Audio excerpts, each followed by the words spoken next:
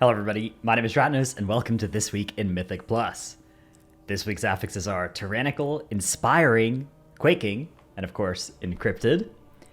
Not the most awful Tyrannical week that we've got in the calendar. Inspiring does pose some threats that I think what I want to do with this is kind of go through and talk dungeon by dungeon about which specific Inspiring mobs are going to pose the most problem.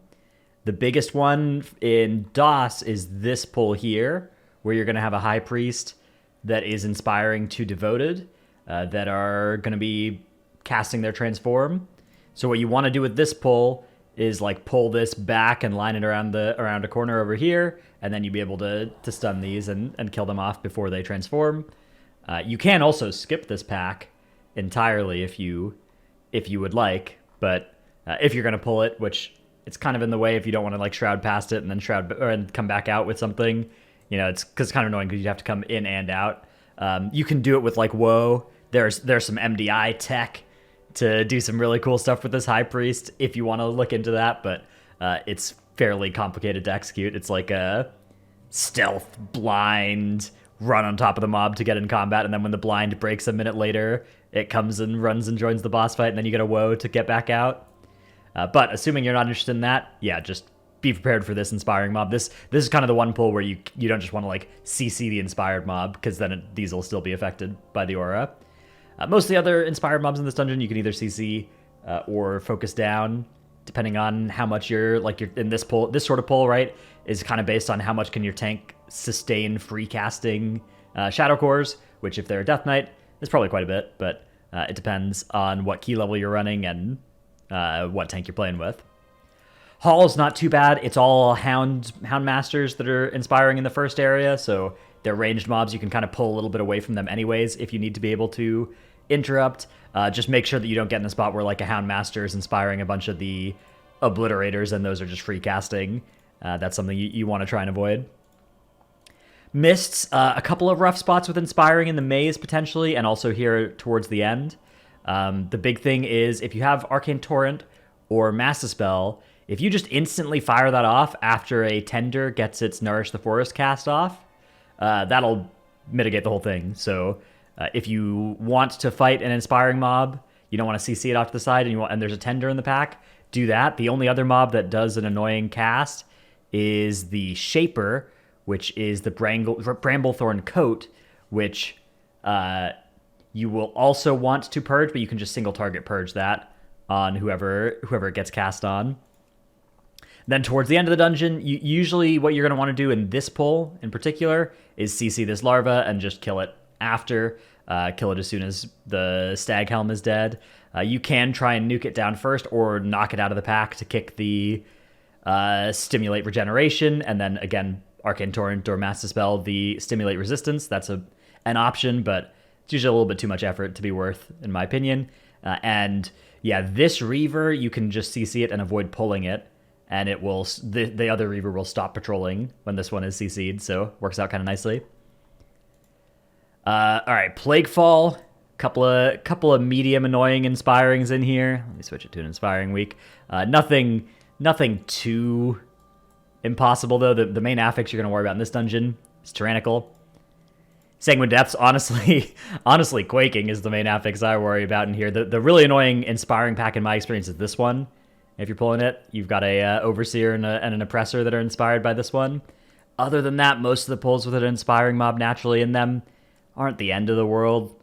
Like you're gonna get some consume, stacks or whatever, and gorge stacks on these pulls if you don't CC the ticks, but you can just CC those ticks and pull away from them a little bit. Spires, a lot of Spires pulls that you'd normally do are pretty bricked if you do bring an inspiring in.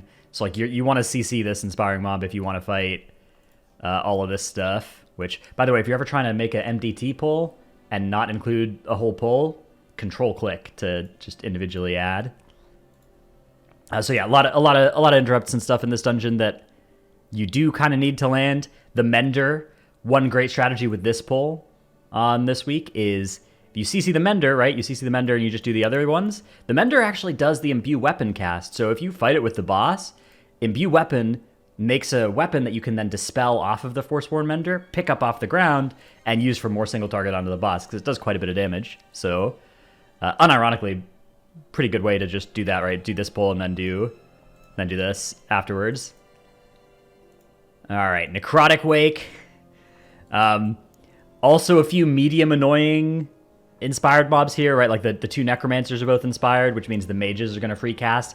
If you want to prevent that, the way you want to do this is start this pull by like taunting the Necromancer and pulling it over to the side. It'll start casting. If you like taunt it, it will start casting far enough away from the mage that you can then CC the mage. But you don't want to like just run into the pull and then be fighting them all together, because the mage will be inspired.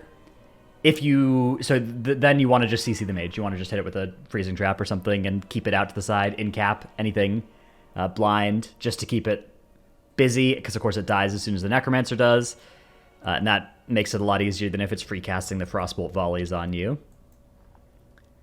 All right, Theater of Pain. If you've got a Death Knight, this pull, just control undead this captain and either let it go at some point in the future or keep it for the rest of the dungeon. It's a really nice mob to have on your side and a really annoying mob to have to kill. You can kill it at some point, like when you're waiting for last boss RP, if you want the count from that. Or you can, again, just keep it on your side for the entire duration of the dungeon. And yeah, if you don't have a Death Knight, I kind of recommend skipping this pack. Just like the ability to be AoE stunning these Arbalists is really nice, and losing that because of the Captain inspiring means that you'll take quite a bit of damage from the quarrels and the shoots. But it's not the end of the world if you do pull this back. You just have to nuke this thing down quickly. And then the Tazofash dungeons. I'm not extremely intimately familiar with like where the worst of inspiring is in here just yet. I don't have enough plays of this dungeon under my belt. It doesn't look like there's too many inspiring mobs. Kind of looks like there's just 3, right? This, and this. I wonder if there's more that are just like not marked yet on MDT. But yeah, if this is true, this is not a particularly bad dungeon at all. You're probably just going to want to CC these and kill the other mobs. So pretty easy. And then Solia's Gambit. I do know Solia's Gambit inspiring because I've seen this in MDI. So there definitely are some more inspiring mobs than just this one in the Murloc area. The big rule with this is going to be we do not allow inspiring mobs into any pull that has a scale binder that's still alive. Scale binders needs to be ideally, so a lot of groups don't do this, but you will make this area 10 times easier for yourself if you have somebody who is assigned to stunning, gripping, knocking, like anything whenever they cast an Invigorating Fish Stick. If you do that, this thing is awful, right? It basically tops the Murlocs. It reduces the damage they take as well, so you can't even like burn through it ever. But if you stun it, if you knock it, if you grip it, if you do something like that, it won't recast. So you really want to not have any inspiring mobs in any pull that has a scale binder. Once the scale binder's dead, none of the other casts are super urgent. You don't really need to stop the other ones, and so you can let the inspiring mob in after that happens. Again, easiest way I've found in this area is just kind of go this way. You just grab all the coastal packs, and it's nice to have a side that things can flee to that won't get you in trouble, and then you just have to worry about stopping the Murlocs from fleeing this way, right? But you can also do sort of the same thing by going around this way.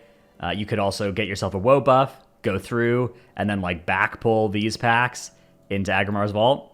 All of these are options that you can use whatever you like. I find just hugging left to be the easiest thing to communicate to pugs, so I like that one.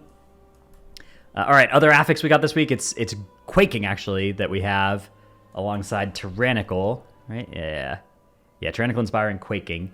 So Quaking, couple weak auras that I'll put in the description below that you should grab if you don't have them. Make Quaking a lot easier. That just give you a timer for when it could happen, and there's one that can let you know whether your current cast needs to be interrupted or not, which can be really nice for optimizing your damage. But again, outside of some narrow confines dungeons, not the worst of affixes anymore. Ever since they removed the damage that it used to just do to everybody every time it quaked, the affix is now relatively easy to outplay. Like, I mean, it's possible to outplay now by just spreading properly. You're not just going to randomly die to the 20% extra damage on the group every 20 seconds. So that's this week. Good luck in your keys. Good luck out there. Hope you enjoyed the video. Put your whatever I missed put it in the comments below. Upvote the good ones. And if you're looking for some extra tips, look down there. Thanks for watching, and I'll see you in the next one. Bye.